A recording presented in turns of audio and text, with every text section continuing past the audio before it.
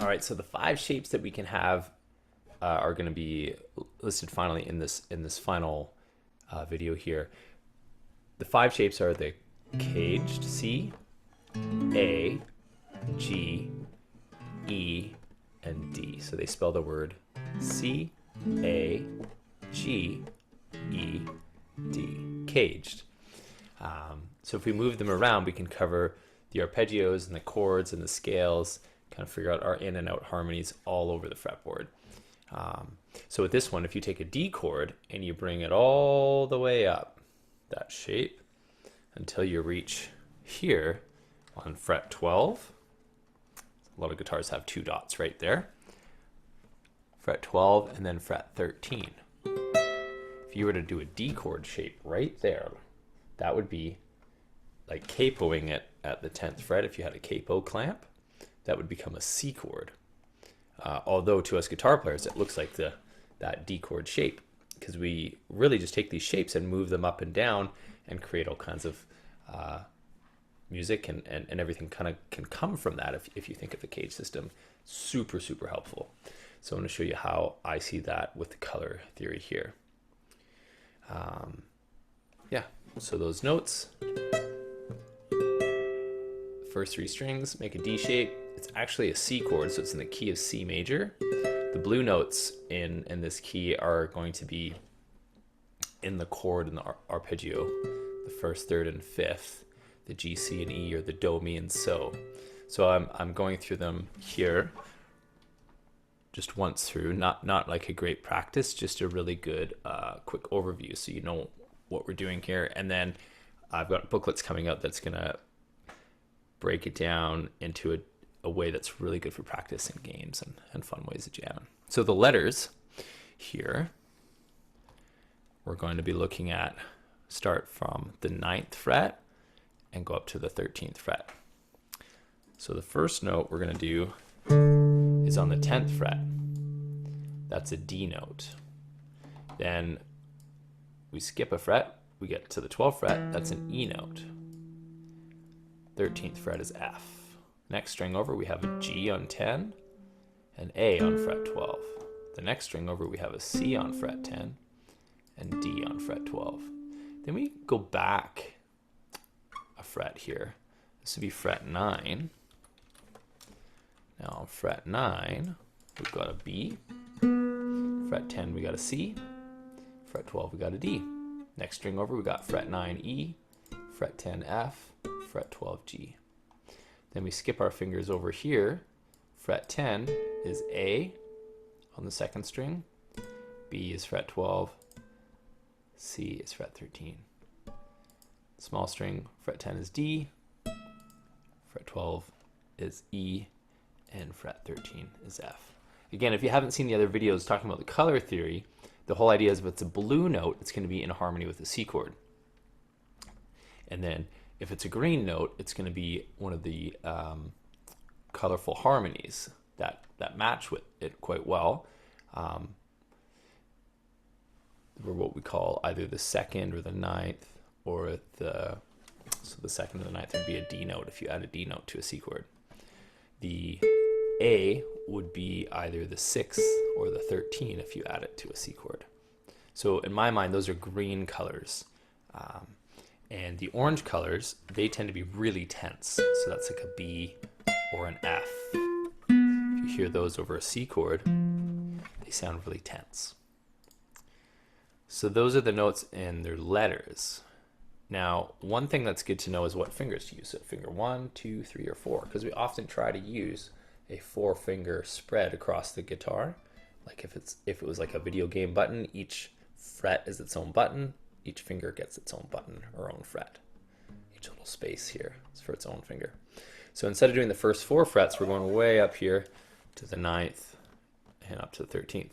So my pointer finger, finger 1, is on fret 10. Then finger 3 is on fret 12. Finger 4 is fret 13. Next string, finger 1, finger 3. Next string, we shift down. This is fret 9 now. So instead of having the pointer finger there, we shift this whole finger position back. We start on fret 9 with finger 1, fret 10, finger 2, fret 12, that's finger 4. The same fingers are on the next string. Finger 1, finger 2, finger 4. Then we shift the whole hand up a fret. Now we're on fret 10 with finger 1, fret 12 with finger 3, fret 13 with finger 4. Then the string below that, the small string, we got finger 1 and finger 3. So again, this is just like knowledge. This is just understanding with the mind like where some of the things are. But knowledge is kind of useless unless you put into a really good practice strategy or practice plan.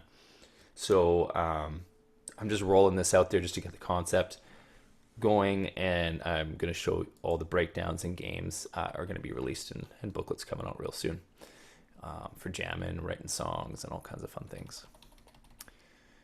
So you can name the fingers. You can also name the intervals. So the intervals are like how many like intervals away, how many numbers away from the scale are you starting on. So the first number in the scale is actually the C note way in the middle here.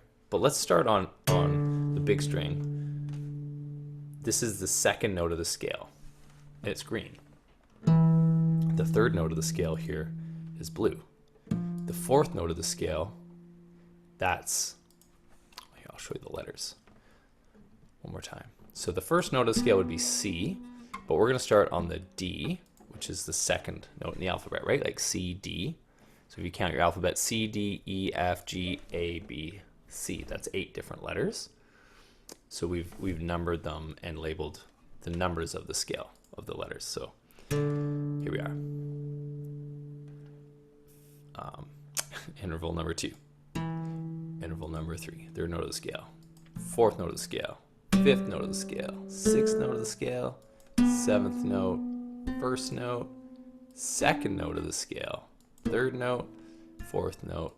Fifth note. Sixth note of the scale. Seventh note. First note. Second note of the scale. Third note. Fourth note. So you'll notice that like you'll have a low D and a high D, and they're both called the second note of the scale because it's like the second letter, C, D. But we have high and low versions of those, right? Now, saying it in solfege is really helpful too, because the solfege language, there's an understanding of kind of how those notes work, and it can be helpful to learn that as well. So we're going to start on fret 10, that would be Re. Fret 12 is Mi.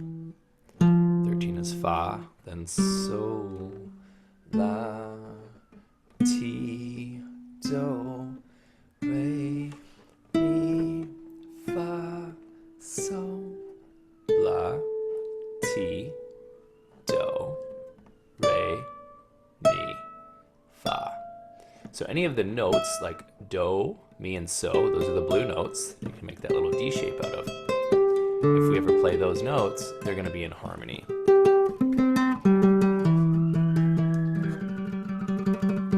Live between the hospital and the fire department, so I hear sirens sometimes. But anyways, we've got Mi, So, Do, Mi, So, Do, Mi. All the blue notes. All the green notes, Re and La. Re, La. They have a different sound in the scale. To me, they're quite colorful against a blue note. And the orange ones, the T and the Fa, they sound really tense. So they would be kind of quite spicy and fiery. So they often want to resolve, like Fa wants to often go back to Mi, depending on what chord you're in, right? So this is kind of a color scheme to help you know when you're in harmony and out. Blue is totally in the C chord. Green is a colorful extension. And then the T and the Fa can make more of a tense sound against it. There's going to be tons of scales, tons of keys, but they can all be related to like a basic 4 color code scheme and these red lava notes, which can help us decide whether we want to pass through them or land on them, whether they're tense or in harmony. And we use that tension and release consonants and dissonance on purpose.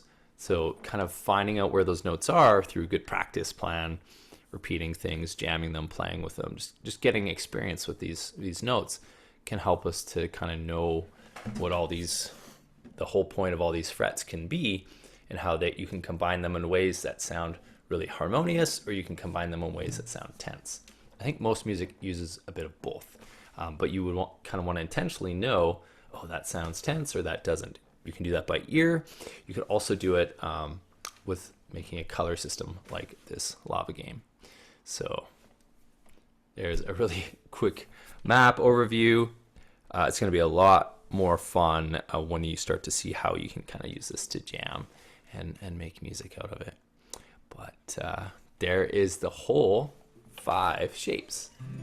C shape in that first position, A shape in the next position, a G shape chord in the next position, an E shape chord in the next position, and a D chord shape in the next position. And that 12 frets actually just repeats on the other side of the guitar. So that covers the whole fretboard in the major scale. And you could almost argue that the major scale is kind of where everything just branches off of in a lot of ways anyways. So this is a really great way to start, and then we just kind of elaborate from there. But using that color theory, trying to find patterns and recognize, you know, when you're in and out or harmonious to whatever you're playing. All right. Watch out for more videos, subscribe and like and share. Thanks, guys.